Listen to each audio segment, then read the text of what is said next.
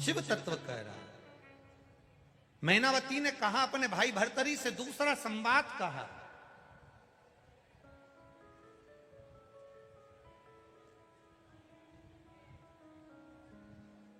बहुत समय तक दुखी ना रहे। जो चला गया है महादेव क्यों लिया है, किस लिए लिया है, यह महादेव जान सकता है। क्यों लिया, किस लिए लिया, यह महादेव के ऊपर। जो चला गया उसके लिए ज्यादा दुख ना करो भर्तरी। अगर आप दुख करोगे तो अपने शरीर को कष्ट प्रदान करोगे। अपने शरीर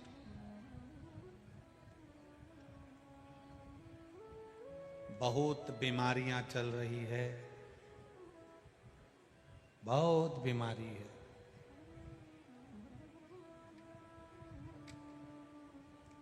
दो चीजें याद रखिए। मुख पर मास्क लगाओ और गले में रुद्राक्ष की माला पहनो।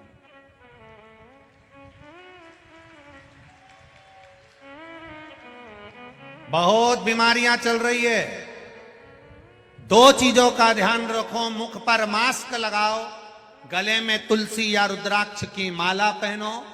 मुख पर मास्क लगाओगे तो शरीर बचा रहेगा, गले में माला पहनते रहोगे रुद्राक्ष की तो सनातन धर्म बचा रहेगा।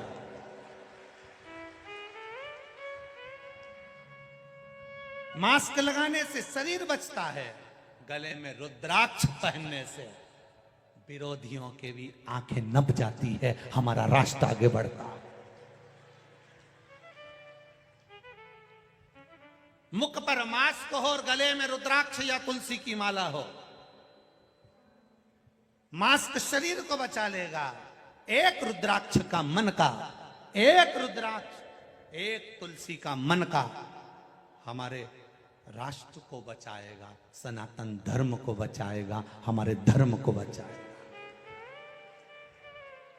पहचान हो जाती है। ट्रेन में सफर करो, ट्रेन में सफर करते करते पहचान हो जाएगी, गले में रुद्राक्ष पड़ा है, एक रुद्राक्ष तुम्हारे गले में पड़ा है तो लोग कह देंगे क्यों शंकर जी का उपासना करती हो। सीहोर वाले महाराज ने कहा था इसलिए रुद्राक्ष ग्रहण करा है। सीहोर का है, उज्जैन का है, काशी का है, कोई ना कोई तुम्हारे रुद्राक्ष को देखकर बोल देगा। तुलसी की माला पड़ी है, कोई देखकर बोल देगा। गले में सोने की चेन पड़ी रहेगी, कोई नहीं बोलेगा। हार पड़ा रहेगा, कोई नहीं बोलेगा। हीरे की नेकलेस पड़ी रहेगी, कोई नहीं बोलेगा। पर जिस दिन तुमने माथे पर तिलक लगाया, त्रिपुंड लगाया, तो कोई भी कह देगा ये उज्जैन से आई है, ये महाकाल की नगरी से आई है। केवल त्रिपुंड देखकर पहचाना जाता है, रुद्राक्ष देखकर पहचाना जाता है। तो दो चीजें अपनी चित्त वृत्ति में उतार कर रखना। बहुत बीमारियां चल रही है, शरीर को बीमार करने की भी बीमारी हो रही है और सनातन धर्म को भी बर्बाद करने की बीमारी हो रही है। बहुत दीमक लगे हुए हैं।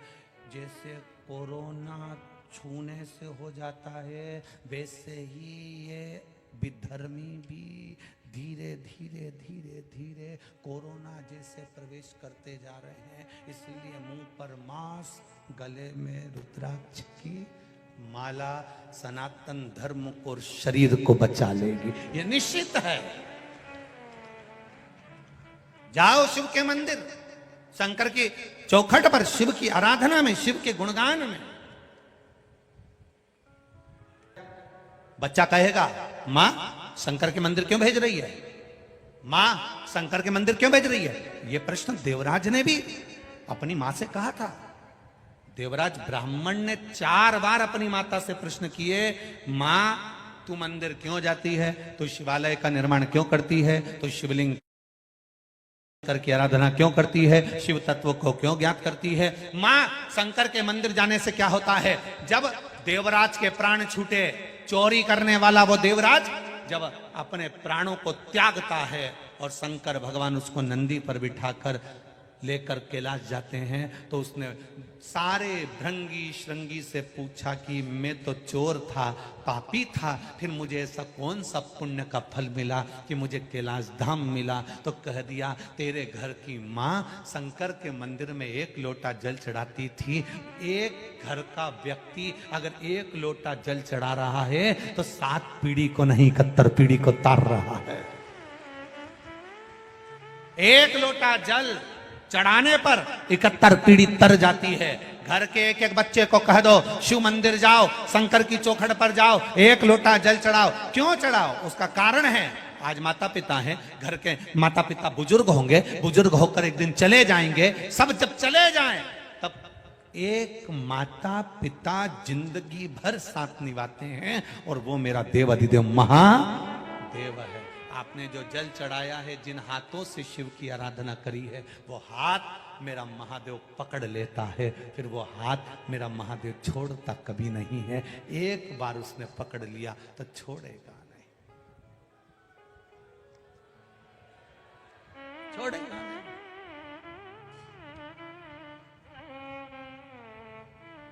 सारी समस्या का हल होना चाहिए। और आप ही 50 बार लोगों से कह सकते हो, करो भजन, करो स्मरण, फल देगा। भर्तरी मां की गोद से उठा। राजा भर्तरी जब माता की गोद से उठे और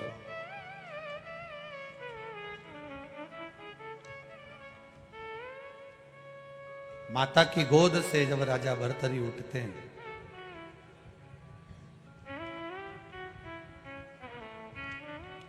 बैठे, बहन ने अपने भाई राजा भर्तरी से कहा, भैया सुनो,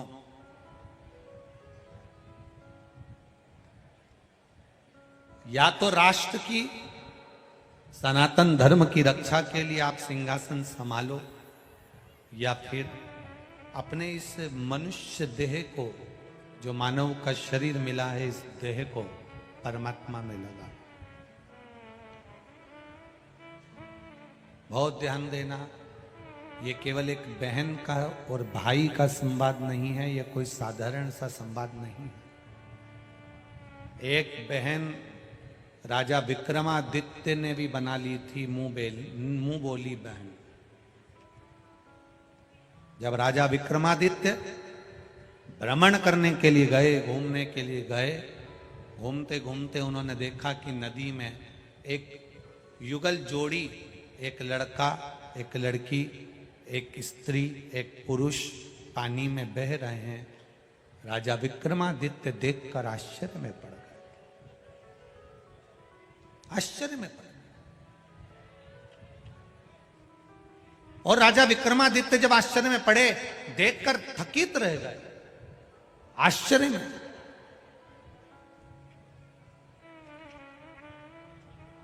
थकित।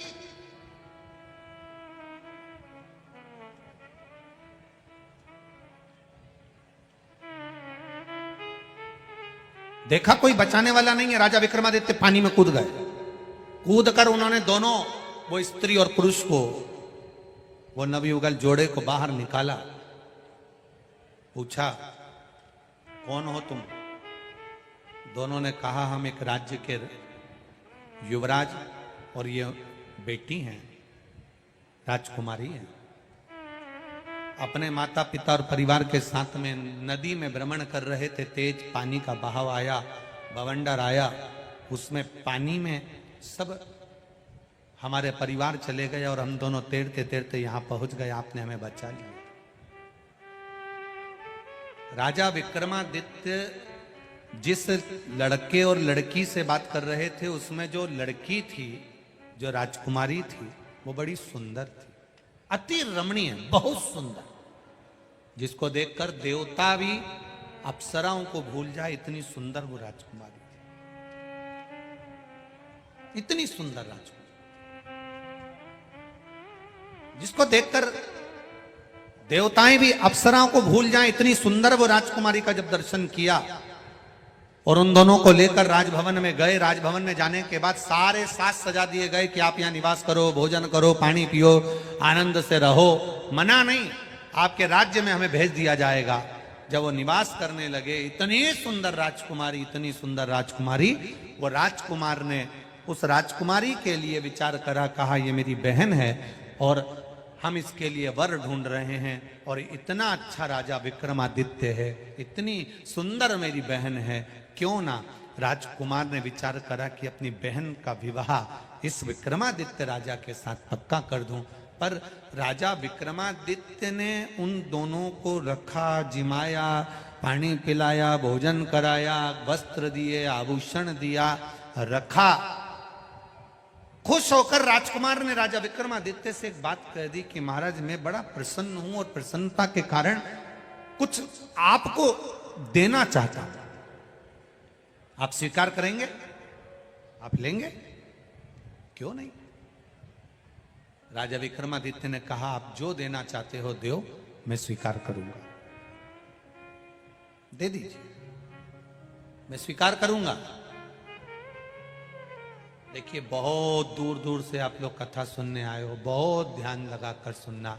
उज्जैनी की कथा है, महाकालेश्वर बाबा की पावन धरा से सुन रहे हो। एक क्षण की कथा भी इधर उधर ना जाए, एक क्षण की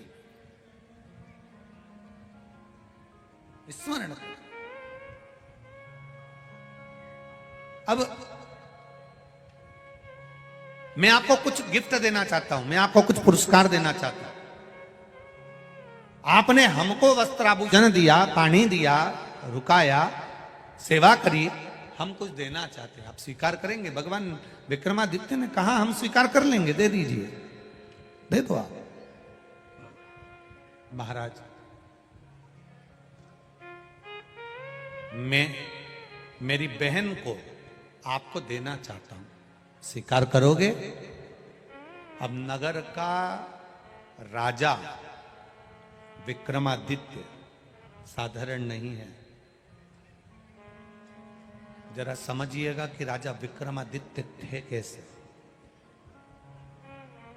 शिव का भगत कैसा होता है, शंकर भगवान का उपासक कैसा होता है, शिव की आराधना करने वाला कैसा होता है, जिसके घर के संस्कार श्रेष्ठ होते हैं उस घर का बेटा कैसा होता है, वो समझने का विषय है राजा विक्रमादित्य की कथा। ये शिव महापुराण की कथा मुझे दिया, मैं स्वीकार करता हूं, आज से मेरी ये बहन कहलाएगी, आज से मेरी ये बहन कहलाएगी, मैं इसको स्वीकार करता हूं। युवराज स्तुप्त हो गया। जो अपनी बहन का प्रस्ताव राजा विक्रमादित्य को देता है वो स्तुप्त।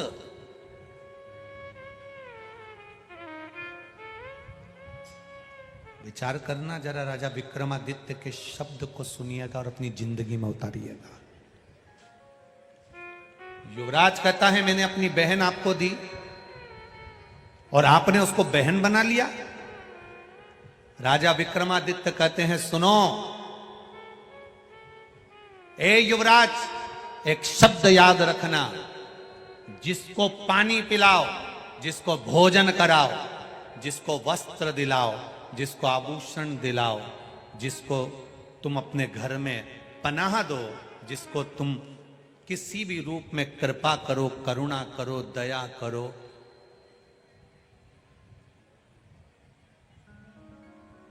उससे कुछ लेने की आस छोड़ दो। और अगर कोई दे भी रहा है तो उससे वो रिश्ता बनाना जिस रिश्ते की पवित्रता हो, उस पवित्रता के रिश्ते को लांछन ना लगे। एक व्यक्ति अगर एक बहुत विचित्र बात करें, शायद दुनिया के लोगों को ये बात बुरी लग जाए, और वैसे भी सियोर वाला महाराज बुरा है, लग जाए तो लग जाए, पर सुन लो तुम तो, चाहे दुनिया के लोगों को यह बात बुरी लग जाए, और लग सकती है, कईयों को लगेगी ये बात बुरी और लग जाए।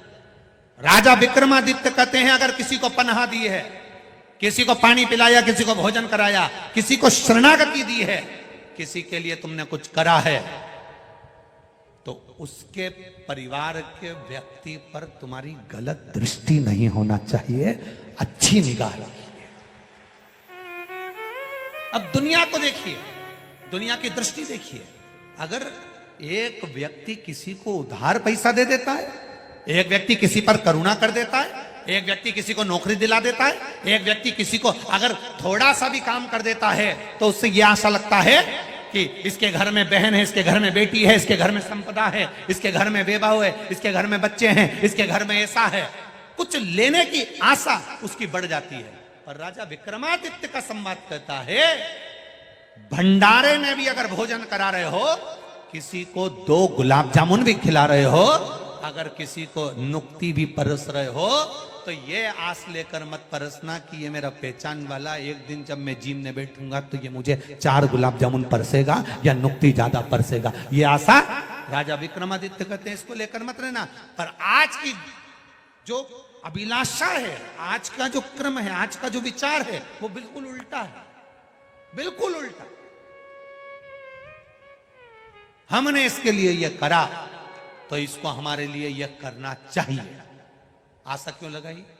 शिव पुराण करे, आशा एक राम जी से दूजी आशा, छोड़ दो नाता एक राम जी से दूजा नाता, तो साधु संगे राम रंगे अंग अंग, रंगी और जाई विधि राखे राम, जाई विधि रही।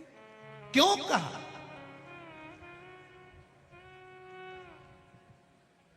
कभी कभी बहुत करोड़पति व्यक्ति, बहुत धनपति, बहुत वैभवपति, बहुत सत्तापति, जिसका वैभव सब दूर हो, उसके यहां कोई कमी नहीं हो, तो भी महादेव के दरवाजे से कई बार उसको धक्का दे दिया जाता है, कई बार कोनी मार दी जाती है, कई बार कह दिया जाता है आप उधर से दर्शन करो। उस समय उसको क्रोध नहीं आना चाहिए, अपनी सत्ता के मद में नहीं डूबना चाहिए, अपने अहम में नहीं डूबना चाहिए। उस समय यह सोचना चाहिए कि आज महाकाल राजा के दरवाजे पर जा रहा था तो वीआईपी ट्रीटमेंट क्यों नहीं मिला? मतलब महाकाल राजा चाहता है कि तुझे कहीं ना कहीं किसी ना किसी रूप में कल्याण करना चाहता है, इसलिए थोड़ा धक्के देकर अपने दरवाजे से निकालेगा तो दुनिया के धक्के नहीं खाएगा। अच्छा सोचो, अच्छा विचार करो, शुद्ध भाव रखो, शुद्धता का स्मरण करो। जब आप अच्छा सोचने लगोगे कि आखिर कारण क्या था जो मैं मंदिर गया और पुजारी जी ने मेरे से जल नहीं चढ़वाया, या भगवान ने मेरे से दर्शन नहीं करा, या मेरे को वीआईपी ट्रीटमेंट नहीं मिला, कारण क्या है?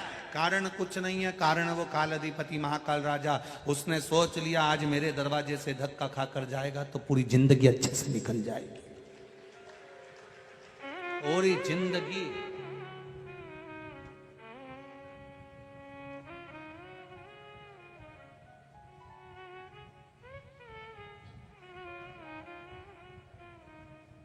पूरा जीवन एक आनंद के साथ निकल जाए।